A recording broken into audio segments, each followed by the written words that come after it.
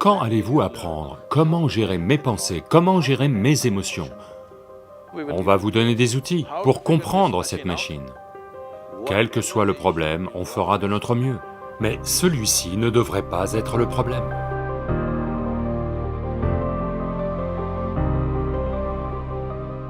Dans la vie, il y a des périodes où nous sommes déprimés, nous nous sentons seuls.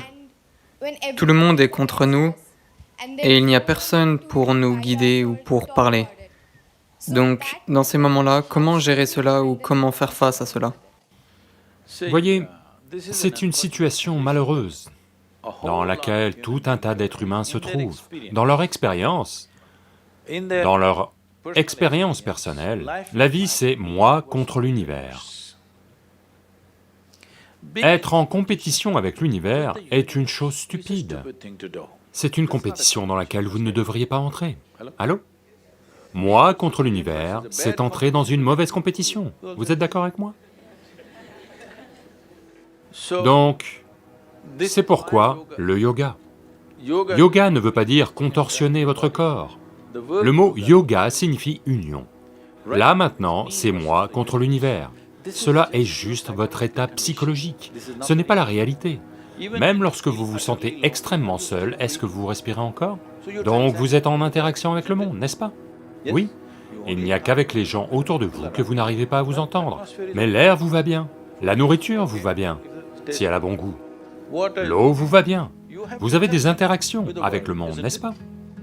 Votre existence est constamment engagée avec l'univers, mais votre mental se positionne contre l'univers. Si vous créez un état psychologique dans lequel vous êtes contre ou en compétition avec l'univers ou le cosmos, de toute évidence, vous allez vous sentir écrasé pour de petites choses. De petites choses vont vous écraser. Quand je dis de petites choses, vous avez peut-être échoué à votre examen, vous avez peut-être été renvoyé de cette université, vous avez peut-être été licencié, peut-être que quelqu'un vous a largué, peut-être que quelque chose comme ça a eu lieu. Tout ça, ce sont de petites choses entre la vie et la mort, parce que vous êtes arrivé ici sans rien, n'est-ce pas? Quand vous mourrez, il n'y a pas de service de stockage pour vous. Vous mourrez sans rien. Malgré cela, la plupart des gens ont transformé leur maison en entrepôt. La plupart des gens portent un énorme bagage sur la tête, comme s'ils portaient l'univers tout entier sur leur tête. C'est leur propre état psychologique.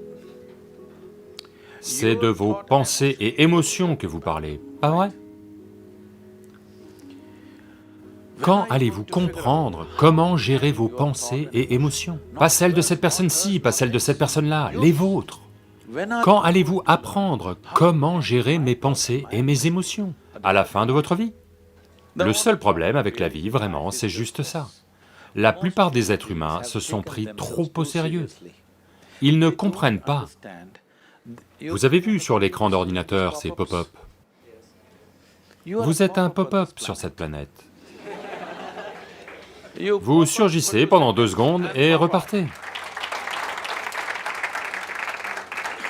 Non, non, voyez, d'innombrables personnes comme vous et moi ont foulé cette planète. Eux aussi étaient des gens importants. Où sont-ils? Tous? Du terreau? Du terreau, oui ou non? À moins que quelqu'un, vos amis, ait décidé de vous enterrer vraiment profond, de peur que vous ne ressuscitiez d'entre les morts. Vous savez, c'est déjà arrivé. Ou peut-être que vous prévoyez d'aller au paradis. Allô? Quiconque parle d'un endroit autre que cet endroit, comme étant meilleur que celui-ci, ceci est un crime contre l'humanité. Mon travail fondamental est de détruire tous les paradis, afin que les gens apprennent à bien vivre ici.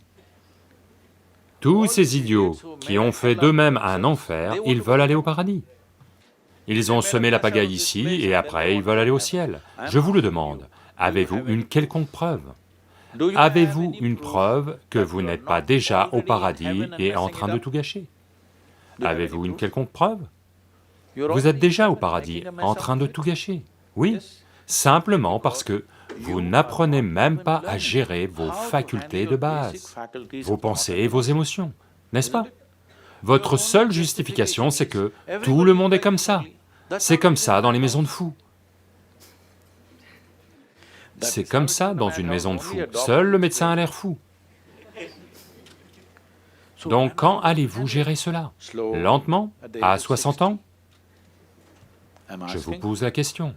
Quand allez-vous apprendre comment gérer mes pensées, comment gérer mes émotions, comment gérer mon corps, comment gérer ma chimie? Quand allez-vous apprendre cela? À la fin de votre vie? Parce que cette culture a évolué. Quand faut-il se mettre à la spiritualité? À 70 ans? Quand vous n'êtes plus bon à rien d'autre? Non, le plus tôt possible. Ce qu'il y a de plus profond chez vous, pas aux cieux, dans cette vie, tout ce que vous devez savoir, vous devez le savoir au plus tôt, n'est-ce pas? Alors seulement, vous allez vivre une vie sensée. Ça va si je vous raconte une blague? Vous ne serez pas offensé? Parce que c'est l'assemblée la plus sérieuse que j'ai jamais vue ces dernières années. Combien d'entre vous sont dans le journalisme? La plupart d'entre eux. Ok.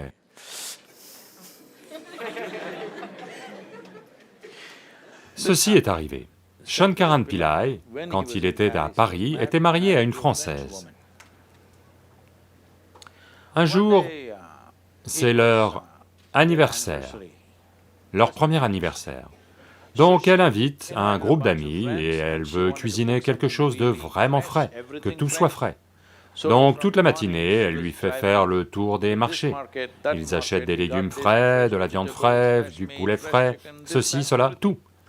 Puis le soir, elle dit, parce que les Français ont ces, vous savez, des escargots en apéritif. Elle lui dit, va à la plage ramasser des escargots frais.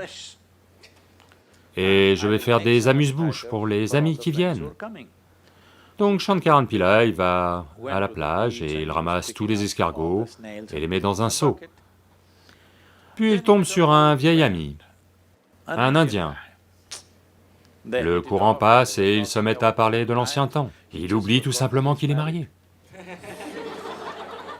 Vous savez, quand vous rencontrez de vieux amis, ça arrive. Et tous les deux vont dans un bar, et boivent quelques verres, et ça lui sort complètement de la tête. Puis il réalise, les escargots sont en train de grimper hors du seau, et tac, un escargot tombe du seau. Il réalise, oh mon Dieu, je suis censé rapporter les escargots à ma femme française. Elle attend. Donc il dit, il faut que j'y aille, et il s'en va. À ce moment-là, il était déjà très tard. Il s'en va, il sait que ça ne va pas être agréable. Donc, il arrive près de la maison et répand tous les escargots au sol, jette le seau et va frapper à la porte. La furie française arrive. Il se retourne et dit, « Allez les gars, on y est presque, allez, d'une aire !»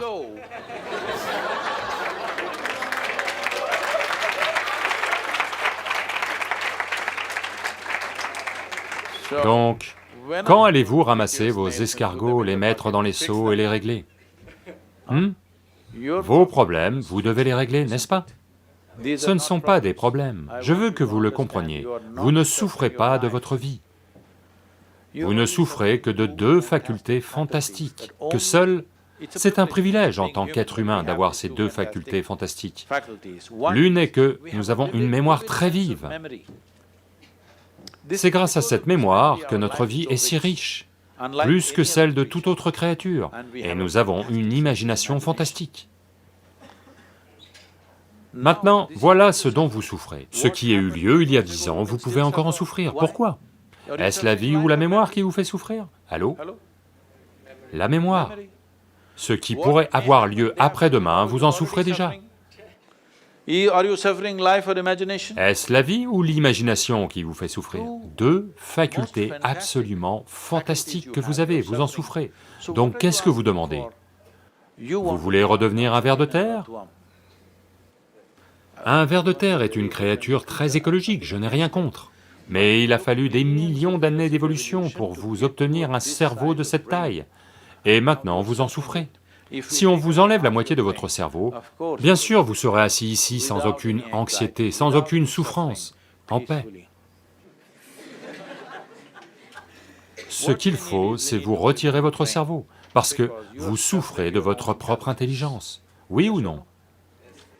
Parce que on vous a donné une machine très complexe, vous n'avez même pas pris la peine de lire le mode d'emploi, vous voulez juste faire n'importe quoi. Non, les jeunes, il est temps que vous compreniez certaines choses sur vous-même. Si vous ne savez pas comment faire, on va vous donner des outils pour comprendre cette machine, parce que dans votre vie, de nombreux problèmes vont apparaître. Si plus les problèmes se présentent, ça veut dire que vous vivez une vie plus active. Rien ne se présente veut dire que vous ne vivez pas. Oui, beaucoup de problèmes tous les jours. J'ai un maximum de problèmes en cours dans ma vie, au quotidien. Parce que tellement d'activités dans le monde, des activités dans le monde entier, rien qu'avec des volontaires, d'accord? Volontaire veut dire que personne n'est qualifié pour le poste, et vous ne pouvez pas les renvoyer pour inefficacité. Et ils vous aiment, que faire?